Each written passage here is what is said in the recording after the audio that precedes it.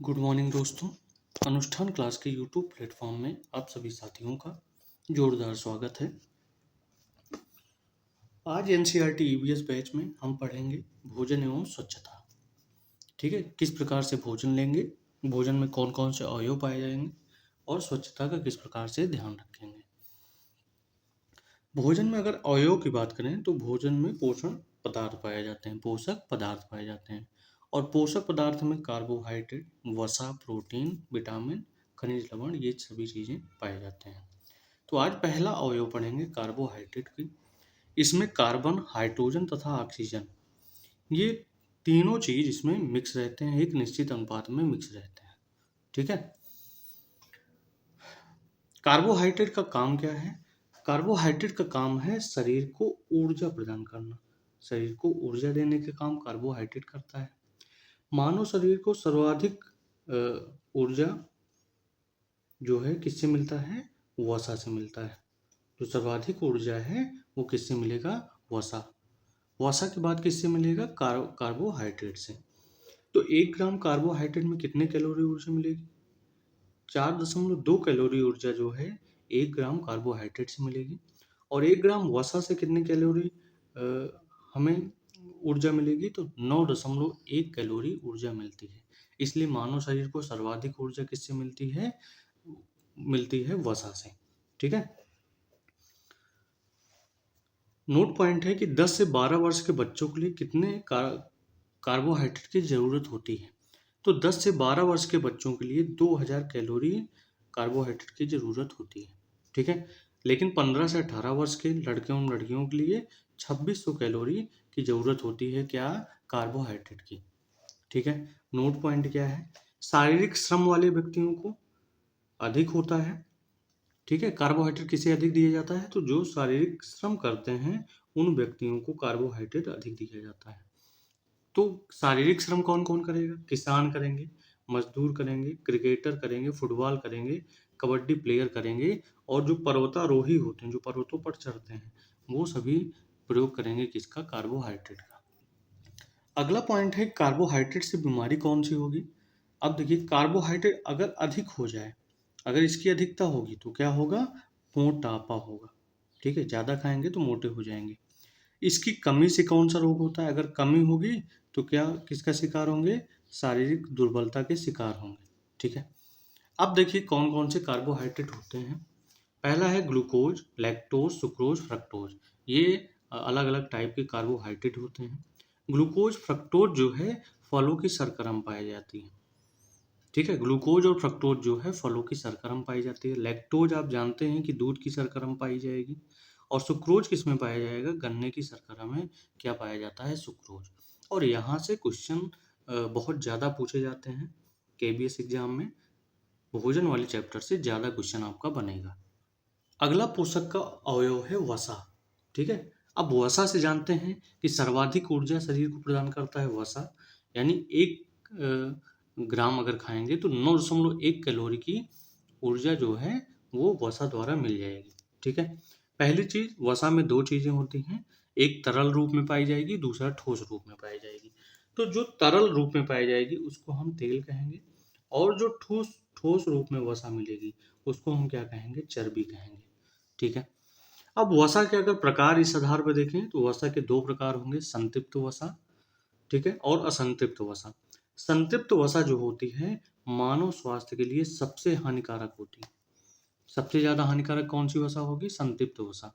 इसके स्रोत हैं जैसे घी आ गया, चर्बी आ गई, और अपवाद में क्या है? मछली।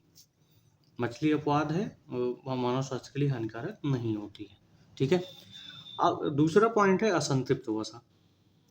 असंतृप्त वसा मानव के लिए, स्वास्थ्य के लिए लाभदायक है।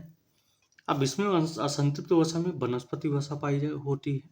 स्रोत क्या होंगे? सोयाबीन का तेल हो गया, मूंगफली का तेल हो गया, सरसों का तेल हो गया, अलसी का तेल हो गया। अपवाद में क्या है? नारियल। ठीक है। नारियल।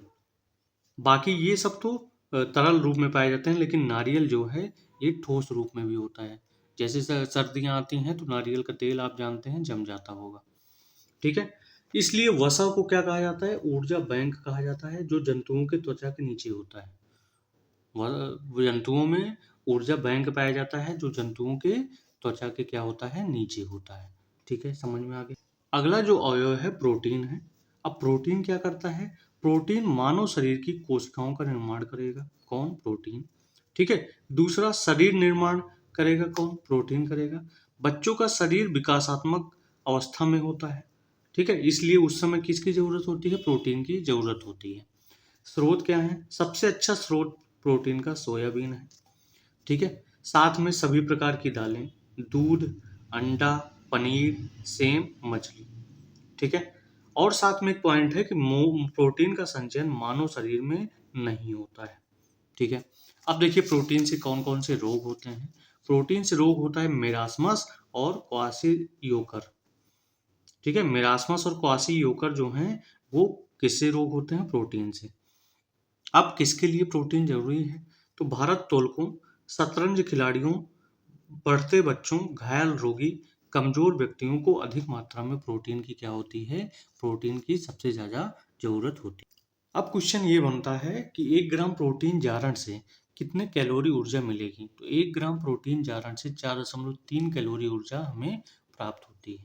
ठीक है। अगर पूछा जाए दुग्ध में प्रोटीन कौन सा होता है, तो दुग्ध में प्रोटीन होता है केसिन। मांस के प्रोटीन को क्या कहते हैं? मायोसिन कहेंगे। ठीक है। अगला पॉइंट है अवयव में विटामिन। विटामिन यह एक प्रकार का कार्बनिक रसायन है। ठीक है, जो क्या करता है? जिसका मुख्य काम है क्या है? जो हीनता जन रोगों से हमारी क्या करेगा? सुरक्षा करेगा। ठीक है। अब विटामिन के प्रकार कौन कौन से हैं? तो विटामिन 2 प्रकार का होगा, जल में घुलनशील विटामिन और वसा में घुलनशील विटामिन। लेकिन यह प्रकार घुलनशीलता के आधार पर है।